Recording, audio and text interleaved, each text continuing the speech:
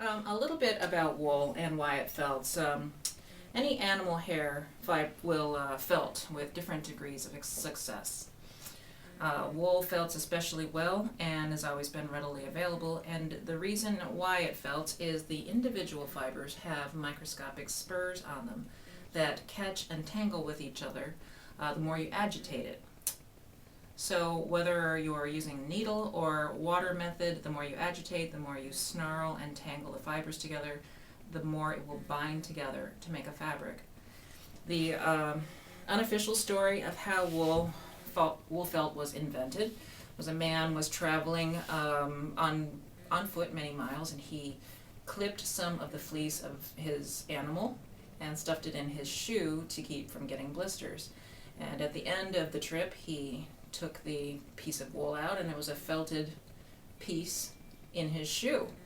The reason is when you felt, you need a few major elements, which is moisture, heat, pressure, and agitation. So as he was walking, his steps were compounding and compressing over and over and over. And also the sweat and moisture from his foot was making the spurs of the fiber open up and grab onto each other, and the agitation of his foot slipping around in the shoe, and also just the amount of time it took for all of that to happen.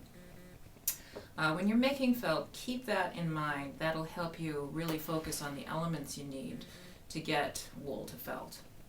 That first piece probably wasn't anything like modern day felt, because now we of course know how to process the wool from the sheep. We wash it, we remove all the lanolin and the vegetable matter and clean it and run it through a carder, which is a brushing, combing mechanism to straighten out all the fibers and make them all lay nice so it's ready for us to work with. So I hope that explains a little bit about the concepts behind felt making, and to keep that story in mind as you're working.